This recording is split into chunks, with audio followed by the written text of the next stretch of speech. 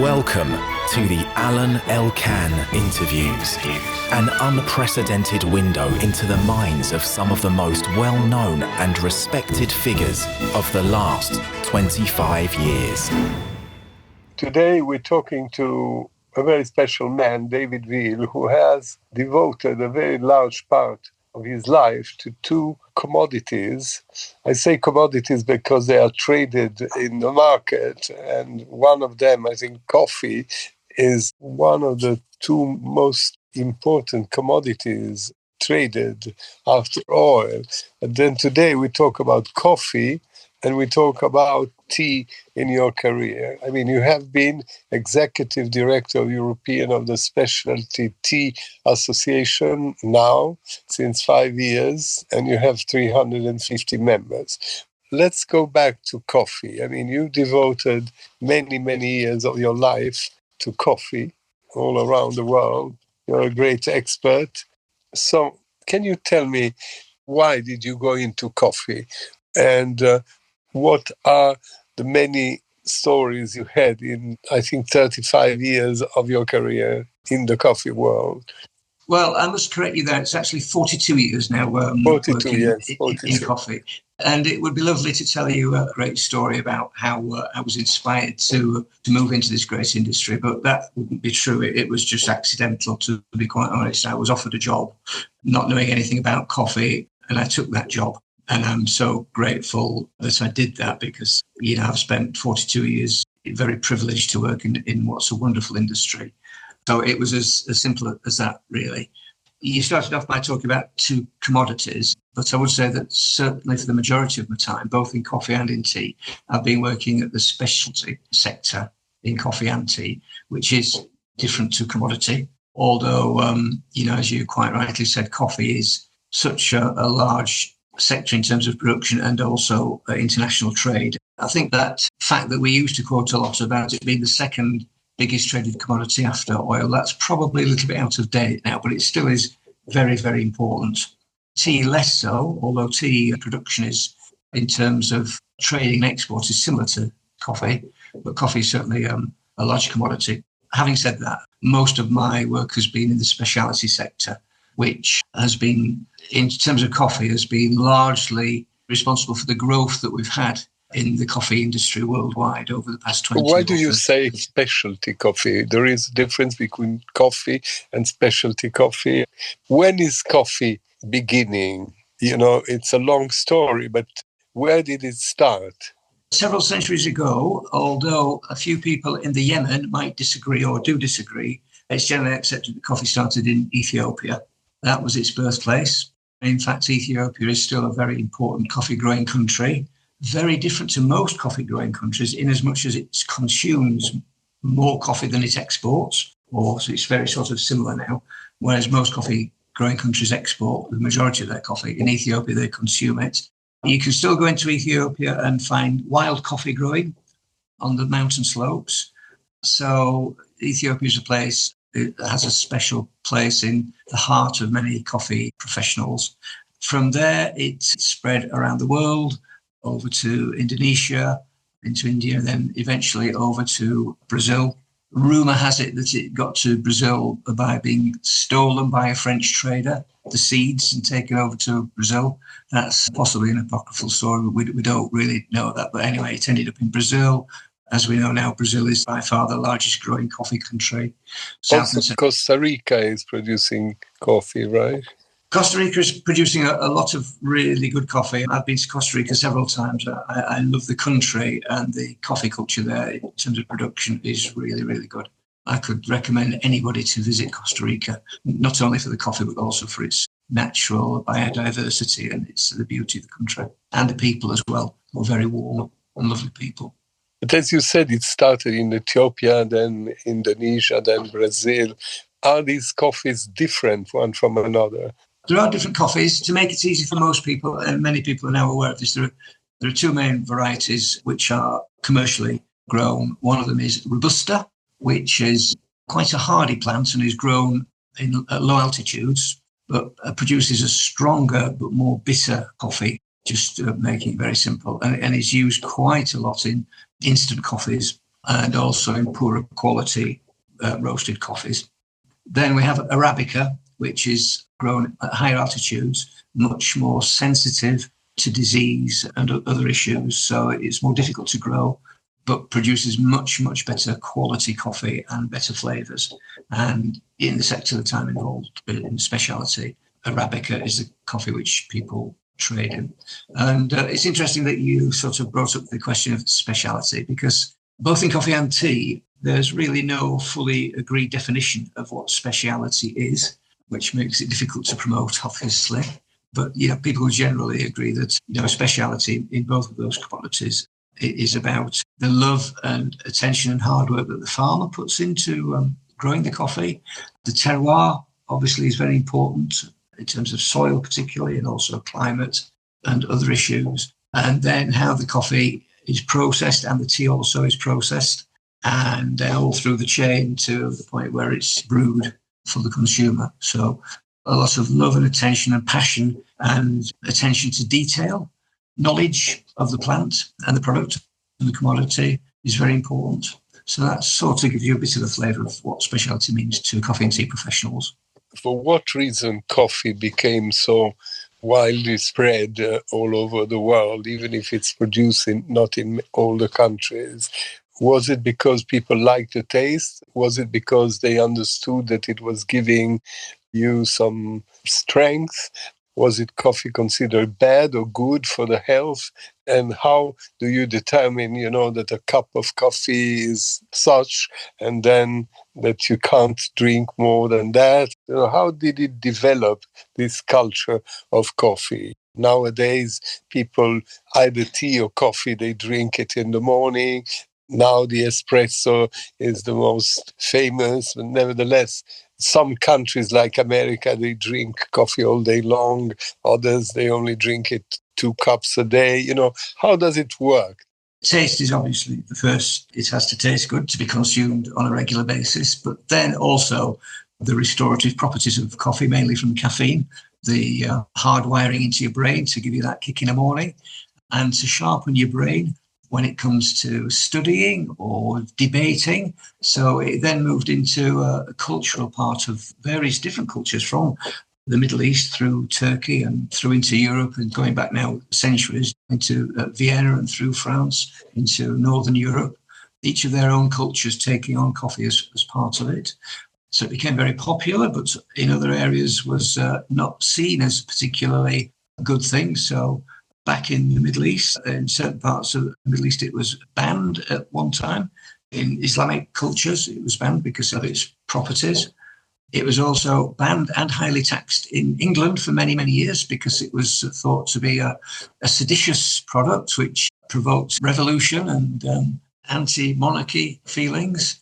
There have been good parts of it and bad parts of it. But it's the taste, the health and the culture, which are the 3 main parts there. And how much of the coffee is used to drink coffee or in medicine? Because it contains caffeine, so it's probably used in many medical companies. Sometimes they say coffee is very good, when you or they compare say it's tea and very coffee, good tea for the headache, but it's not very good for the glaucoma. It has been also used in medicine. Yes, there are many, many well-known properties for tea in terms of health. Most people would not recognise coffee as a healthy product, apart from that point about the stimulation it gives the brain when needed. But there are health properties for coffee, so there have been many studies done into the benefits of caffeine, particularly in coffee, for motor neuron disease and similar diseases to that, where it's been proved in many of those studies that the intake of coffee helps against those diseases, those motor neuron type diseases. But generally speaking, health has not been one of the main selling points of coffee. And how did the use of coffee, the habit of coffee, which I don't even know if it is an addiction or not to drink coffee, but what is the history? How long it took to become what it is today? I mean, today we have espresso, this quick coffee that you make, or before we had filter coffee, which was very popular. Then they opened these companies, Starbucks, coffee on the same level of McDonald's, right? Everywhere in the world, there are Starbucks, cafes and all that. What is the story of this? It's a long story, and we could spend the whole hour just talking about that, but just to sort of make it reasonably short. So as I explained to you, throughout Europe, through different countries in Europe, coffee culture developed. Turkey was a very important part of that. And in fact, up to probably only 10 years ago, maybe 15 years ago, the most popular way in the world of producing coffee to drink was what we call the Turkish coffee, Çeşme.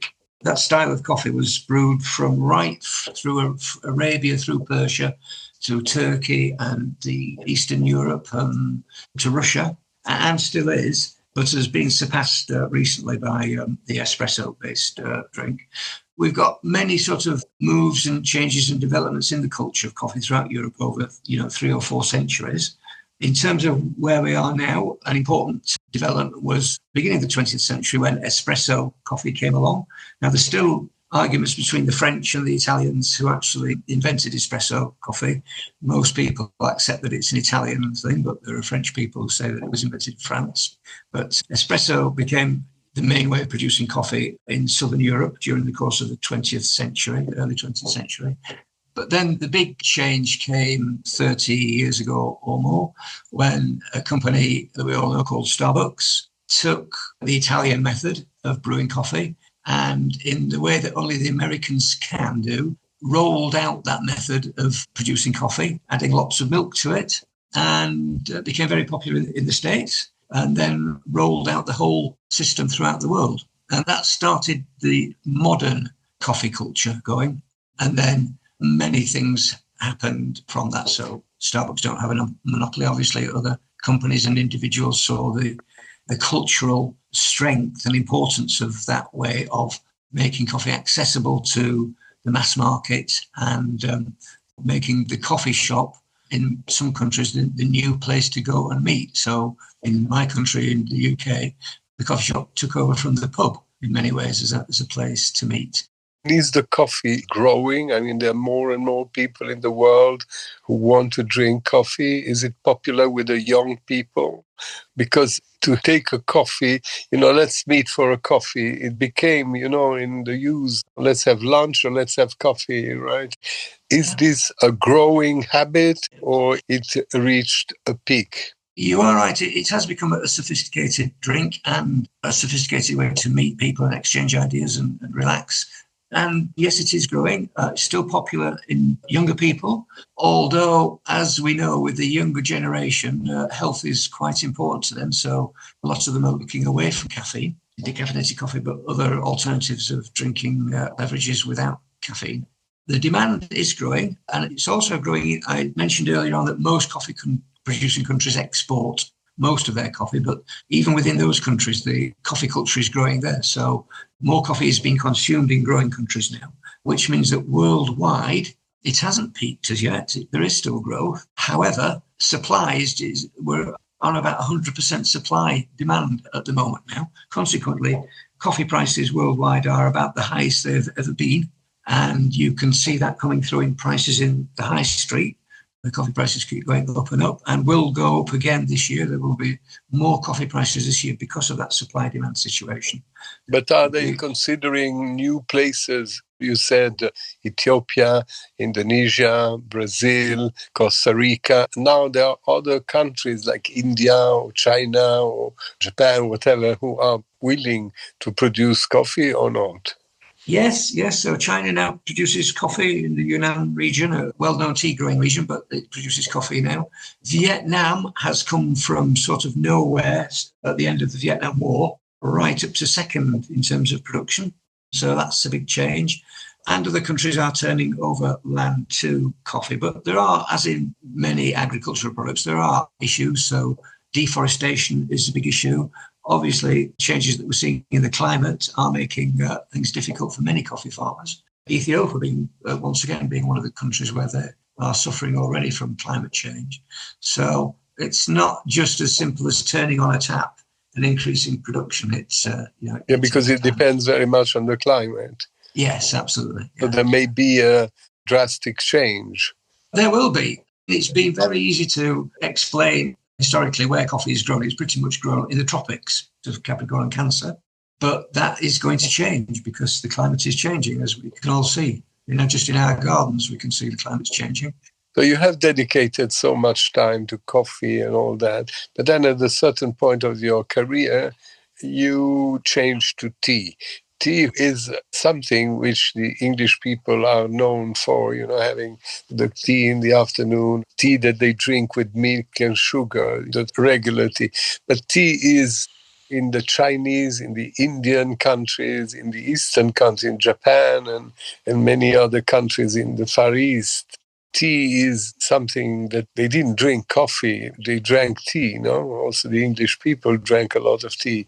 How is it going now? And why did you change to tea? I was the Executive Director of Specialty Coffee Association of Europe for 8 years. And it merged with the American Association in 2018, and the head office was based in California. My job there finished, and just at the same time, the European Tea Society, as it was then called, were trying to get going to emulate in tea what had happened in coffee. And so once again, it was sort of accidental that I was just around at the right time to help the European Speciality Tea Association, as it is now, get started. So that was how I got into tea. And whilst coffee and tea sectors are very, very different, there are many similarities. And certainly in speciality, there are similarities, but also many differences. So going back to your original question of tea versus coffee, so you mentioned China. Now, if you go to the big cities in China, Shanghai, Beijing, Hong Kong, and others, there is a very, very strong coffee culture.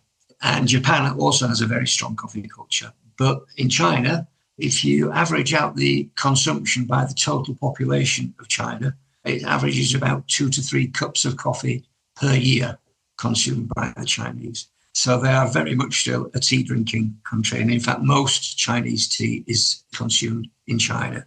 Tea started in China, once again in the Yunnan region. That's where it first started being used as a drink, going back not centuries as in coffee, but millennia. So 2,000 years ago, the Chinese were drinking tea. And it's very, very deeply ingrained in their culture, as it is also in Japan. And also in India, they drink chai or similar teas, Yes, in Sri Lanka now. Yeah. That's more recent, actually. It came about, through the British Empire, although tea was being grown and drunk in India, not so much as China. So it became a big commodity in India, really, due to the East India Company growing and producing and exporting tea to other parts of the British Empire. So same with Kenya as well. The culture in India isn't as deeply ingrained as it is in China. And then you mentioned also the United Kingdom, which is well known for its tea. It's the second biggest country in terms of tea consumption per capita after Ireland. So the 3 top companies for tea consumption per capita are Ireland, the United Kingdom and Turkey. And if you go to London nowadays, you can visit many, many hotels mainly who are doing excellent tea. The afternoon tea culture is very strong now and growing in the UK.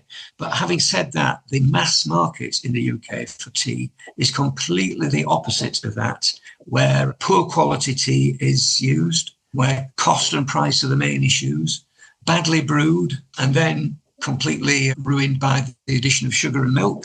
The main tea culture in the UK is really, really bad, but it's also possible to get some beautiful teas and a good range of teas as well. But young people still drink tea all over the world, or much less? Tea is still by far away the biggest consumed beverage in the world after water.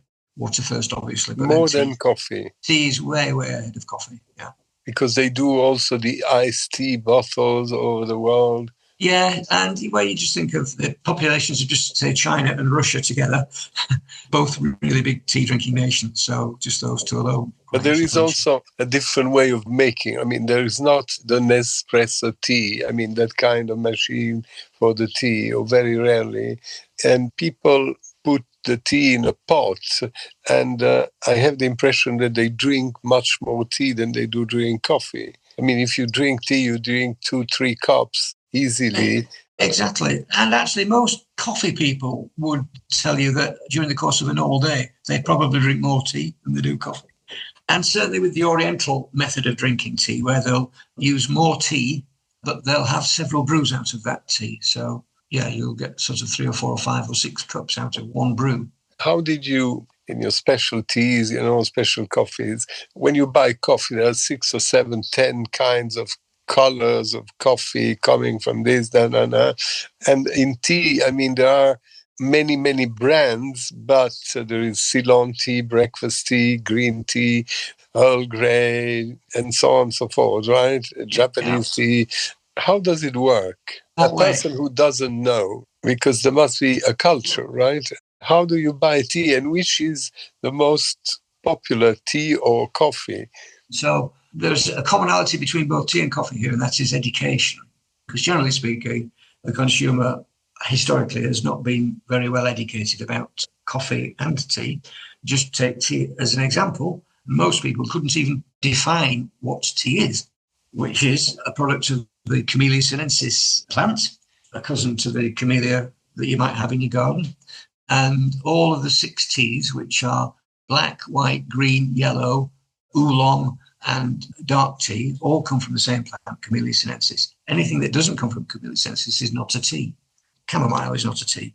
Some people call it a tisane or tisane or an infusion or a botanical. The breakfast tea, okay, I don't know if it's the most popular, but it has a name that is very clear, right? Yeah. And then what is between Darjeeling and Earl Grey and others like this? And then I have the feeling, but I might be wrong, that now a big fashion about green tea, right? That green tea is good for your health. It's so many people drink green tea. How do you explain this? Well, first of all, once again, going back to education and imparting of knowledge. So just to explain to people how teas are made. So those 6 teas that I just mentioned all come from the same plant, but they're processed in different ways to make them black or green or white or yellow. But then it comes back once again to, we talked about terroir and climate, etc., and soils, and where the origin is. So different countries produce different types of tea in terms of flavour profile, but also different regions within countries do the same, and even different farms within regions will also produce. But when you go to a bar or to a cafe and you ask for a coffee, they just do the coffee. Not always, but you don't specify, the kind of coffee you want. You want an espresso and they give you an espresso. Instead, when you ask for tea, they show you a box where you can make the choice of very different teas. Yes. Although if you go into real speciality coffee shops, they will also have filter coffees available from different origins, with information about what the origin is, what the flavour profiles are, maybe even about the farmer and how he's producing his coffee. So it's possible to have that in coffee as well. But in the world of today, if I may ask a question a bit rude, which are the best sellers for tea or for coffee? The most sold around the world? In tea, it's difficult to just give you a straight answer, just comparing 2 neighbouring countries. In the UK, black tea is by far the most popular. You go over to France, and green tea is much more popular than black tea, as an example.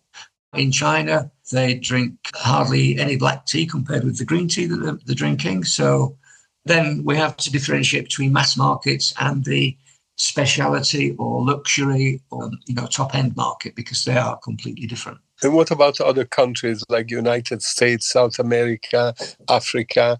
They do drink tea, coffee? In terms of the USA, most of it is black, and most of it is actually drunk as iced tea rather than hot tea. You go to a country like Africa, you mentioned South Africa as an example. If you ask for a tea in South Africa, you won't actually get a tea. You'll get a rooibos, red bush tea, which is decaffeinated tea, right? It's not tea technically, because it doesn't come from the Camellia sinensis. But this belongs to the family of the tisanes and exactly that beautiful drink, really, and it's only grown in South. If I am not wrong, the red bush is called 11 o'clock tea, in the sense they can drink it before sleeping. Yes, because it's, as you say, it's caffeine free. But in the same time, in Russia, they use the samovar for tea, and they can drink tea even late at night, in their tradition. Yes. Tea is a fascinating, deep subject about which most people have no idea, really. The more you learn about tea, the more interesting it becomes, and the more you realise how little you know. And what are young people favoring? Because there are many articles around the world that tea is over, the decline, that coffee has taken place of tea, that people don't drink tea anymore because they drink coffee, Coca-Cola, all that kind of things, but less and less tea. Is that true or not? Well, I think the stories that we've been getting over the last 3 or 4 years about coffee overtaking tea, there's some truth in it, which is that if you look at not all, but some out-of-home markets, the UK is one in particular, coffee most likely has overtaken tea. But certainly at home, tea is far, far more popular still. But coffee has taken over tea also in the Far East? No, it hasn't overtaken. It's increased its demand and its usage exponentially. But still, tea is way ahead of coffee in the Far East. And there are scientific studies, certainly they are, on how bad can be coffee for health or how bad can be tea for health. And is tea considered as bad as coffee? Drinking spirits is good, smoking cigarettes is good, drinking coffee is good, but nevertheless, each one of those, it's sold, people consume, but they know that this is not the best for your health. Not on the same level, right? But nevertheless, I think the feeling that tea doesn't have that negative mark. Or yes, maybe you're right. yes. It actually goes further than that, I think, which I'll explain in a minute. I think there are always scientific reports coming out on all products, frightening us about the negative effects. But there's the old phrase, all things in moderation, which I think is important. But as I said earlier on, I think most people would not particularly look on coffee as a healthy product. They might not look at it as an unhealthy product, but they certainly will look at it as a healthy product. Tea is different because although the tea industry is quite reticent to really talk loud about the health properties of teas and other products. Chamomile is an example, well known for helping you calm down and sleep at night. But there are many, many proven health benefits. Tea is full of polyphenols, antioxidants, many compounds which are health-giving. I personally think that if tea is to have a revival, if you like, a modern cultural revival, as coffee did. Coffee had its modern cultural revival due to, as I explained, Starbucks reinventing the cultural part of it, how the drink is made and how it's consumed. I don't see that happening with tea, but what I do see as a great possibility is the whole health and wellness issue becoming much more important in our societies. And that in itself will then fuel an increase in the understanding and knowledge and consumption of tea. And particularly amongst young people, where health is becoming much more important to them. You see stories all the time about how alcohol consumption amongst young people is much lower than it is amongst older generations, as an example. So I think that will become a big issue in the next decade or two. But in alcohol, there are fashions in a way. I mean, we had a huge growing in the wine consuming for many, many years. But nowadays, it seems that young people prefer to drink tequila or something else, and they drink less and less wine. Yeah, some do, but many young people just drink less alcohol generally. Less whiskey, less all that. Yeah. Instead, it's true that many young people, they drink tea, but not so much conventional tea. No, they don't drink much breakfast tea. They do They will experiment with things like matcha and kombucha and all of the other botanicals that are available. There's actually a much greater choice of drinks, of different drinks in tea and botanicals than there is in coffee, actually.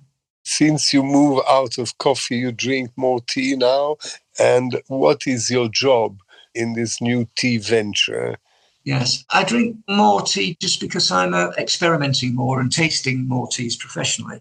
But as I said, even when I was not in tea and completely in coffee, over the course of a day, I would drink more tea anyway. My job is to lead this organisation, the European Speciality Tea Association, which is a non-for-profit membership organisation with, as you said earlier on, 350 members in 55 different countries. And those members are from all the stages of the tea value chain, from tea producers, smaller and larger tea producers, through to traders and wholesalers, right through to tea blenders and tea brokers, tea wholesalers, tea baristas, tea shops, the whole chain. we're all about promoting specialty tea and fostering a specialty tea community worldwide. And we do that through education and innovation and communication, research and development. So there are lots of different strands to what we do. If I understand well, when you talk about specialty shops, there are shops all over the world who have all kinds of teas, different kind of flavors and all that. So tea is a strange thing because it's like automobiles or other things. You know, there is a mass market tea, a very cheap tea, the PG or whatever in England, and in the same time, it's a luxury thing. There are teas who are very expensive, very special, and so on and so forth. So it might be two different markets. As I perceive, sometimes the luxury market is going better than the large-scale market. I may be wrong. No, you are absolutely right. You've hit on a very important point there, which is that this is the same in coffee as well, but more marked in tea. There's a separation in the market between the mass market, the majority of the market, 90% or even 95%, which is completely cost-led, and consequently the quality is driven down. That is the mass market. Then you've got the other end of the market, just the 5 to 10%, which is, we call it specialty, but you could call it luxury or artisan or quality tea, which actually commands much better prices and margins for everybody, whereas the mass market has great problems. And in fact, worldwide, the tea industry is not in a healthy state.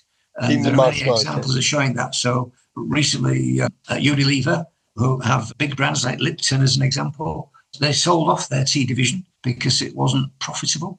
Another different example in Darjeeling, almost half of the farms in Darjeeling, tea farms, are for sale because they can't make any profit.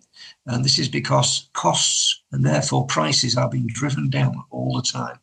Right, because they also suffer a lot about climate change and weather conditions. Climate change also, although there is automated picking in the tea industry, still most of the tea is picked by hand.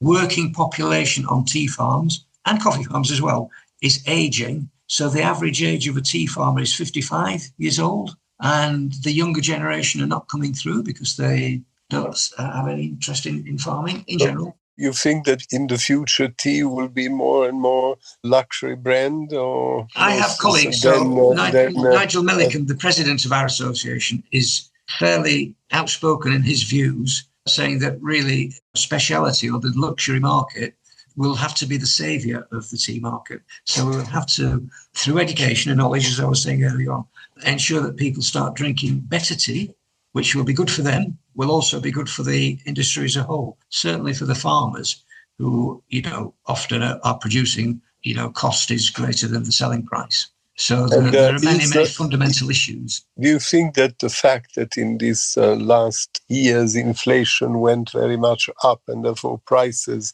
of any kind of goods in the supermarkets was a very bad thing for coffee and tea or not? Yeah, well, you're right. The costs are going up, just transport costs alone, because obviously, tea and coffee, they have to travel a long way to get from production to consumption.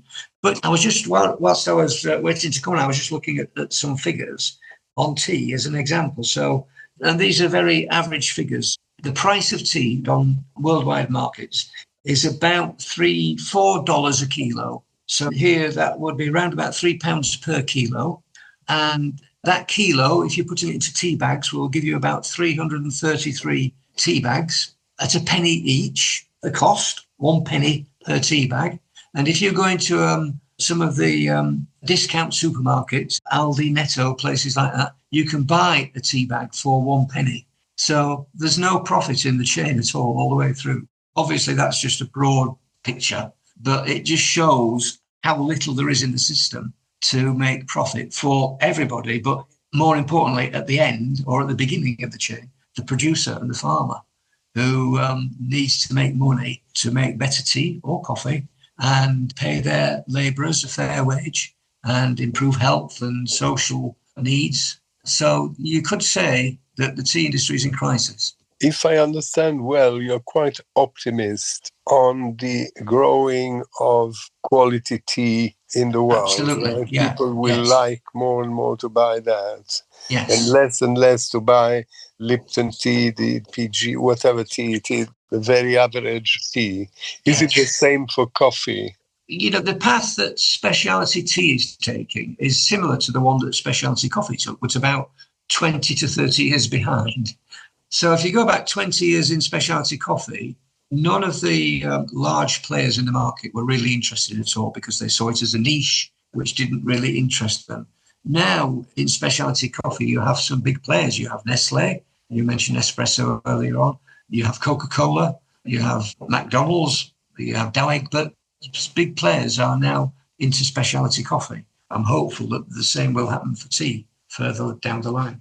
We can see, whilst the coffee industry isn't perfect, there are similar issues in coffee to what there are in tea, but we can all say, I think, that the coffee industry over the last 20, 30 years has enjoyed a great degree of success and, is successful now. When you say coffee, you mean espresso, right? I don't mean only espresso, no. Espresso is the prism through which we often see the coffee market, but as I mentioned, there's a great place there still for filter coffee, old-fashioned filter coffee, which is becoming more and more popular again. And once again, in other parts of the world, there are other, cultures in coffee, such as Çezvibrik, Turkish type. And there is training, teaching. I don't drink coffee. I go into supermarket. What do I buy? Colombian coffee, Brazilian coffee, Peru coffee, Indonesian coffee. What do I drink? Shall I buy them all and try to taste? Or how do people function? And the same is for tea. But for tea is more clear because the tea can be smoked, can be green, can be black. For the coffee, it's more difficult, I guess. Yeah. And plus, there's a difference, if I understand well. In tea, you have tea, but you much prefer, for instance, rooibos or tisane to decaffeinated tea, right? Instead, there is no red bush coffee, right? Either it's coffee or it's decaf coffee, right? Correct. I do think it is easy with tea because you know that if you buy tea in a tea bag, it's going to be, generally speaking, low quality. If you buy loose leaf tea and brew it in a teapot or even a cafetiere or something like that, you know that the quality is going to be better. It can be a little bit better or it can be a lot better. So that's the first decision there. With coffee, it is more difficult because all of those countries that you mentioned when you're looking at the supermarket shelf, all of those countries produce some fantastic coffee and they also produce some poor quality coffee as well.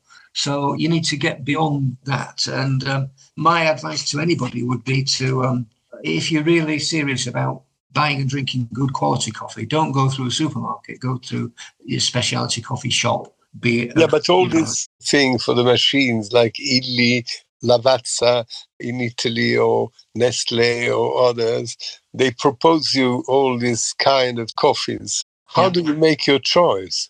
Well, first of all, don't go for a brand. Go to a specialist shop, a traditional shop or an online shop, and experiment. Go by their recommendations, the flavour profile.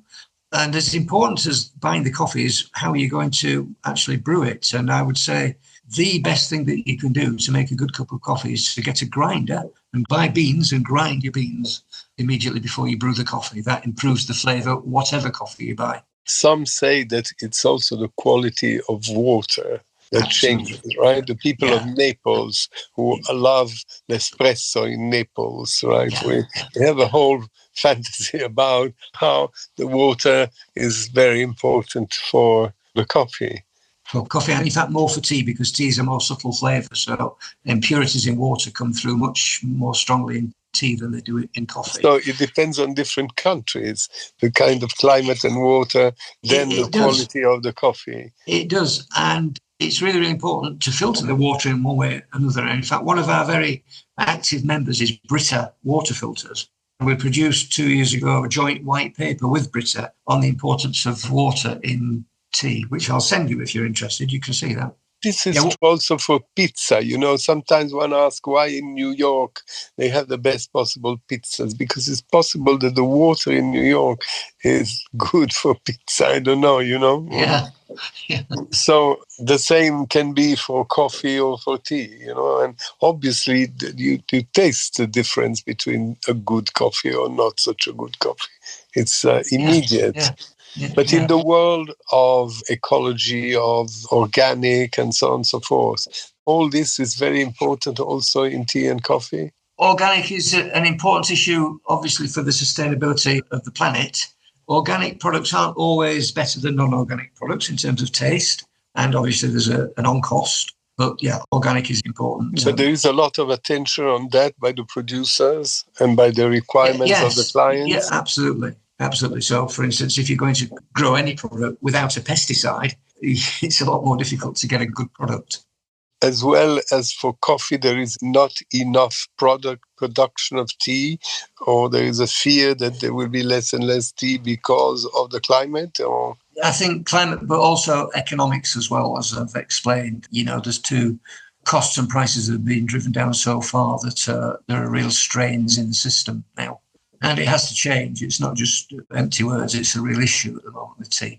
So there isn't really a supply-demand issue with tea at the moment, but there definitely is with coffee at the moment. And as I say, the coffee is trading at $4. It's the Arabica coffee that's mentioned, but the high quality is traded in New York, and it's at $4 per pound at the moment. So 8-ish euros per kilo. That will continue to be high because of supply and demand. Thank you very much for this encounter, this conversation. David Hornsby, do you have anything to add? I guess the only question I had was about brewing methods for tea and coffee and the change of their popularity and how you see that, because you mentioned things like using a cafetiere for brewing tea, whereas it was hugely popular at one point for brewing coffee, and now not so much, it seems. What sort of trends do you see there? Because there's been all these machines that have come onto the market at considerable cost that people are now being sort of subjected to as a way of getting into drinking decent coffee in particular. What's your view on those in-home brewing methods and how they extend out into the market as well? For tea, first of all, you can pretty much brew tea on anything that you can brew coffee on. So, in fact, 2 or 3 of the Italian espresso machine manufacturers are now producing machines where you can brew a really good tea on the group head, as long as you do it on a separate station to your coffee, so there's no cross-contamination. You can brew really good tea on an espresso machine. Most people obviously won't have an espresso machine at home, but you can, any vessel where you connecting tea to water, you can brew. But to keep it simple, a good old-fashioned teapot or even a modern teapot, brewing the tea for 3 or 4 or 5 minutes, not 10 or 15 seconds, as often happens, certainly in our country. Take it slowly and just experiment and do a little bit of homework as to temperatures, particularly. So, for instance, if you drink green tea and you're using boiling water, you're spoiling the tea immediately. Same with coffee, actually. Coffee shouldn't use boiling water. It should always be off the boil at 90 to 95 degrees. So just some fairly simple things like that. And it goes back to what I was saying about how important it is to educate people, really. In terms of coffee, Alan mentioned a really important point. First of all, whatever coffee you are drinking, or tea if it comes to that, if you filter your water and clean your equipment, and with coffee, grind the coffee just before you brew it, you will immediately improve the quality of the drink immensely. Thank you very much. Thank you very much. Alain Elkann interviews.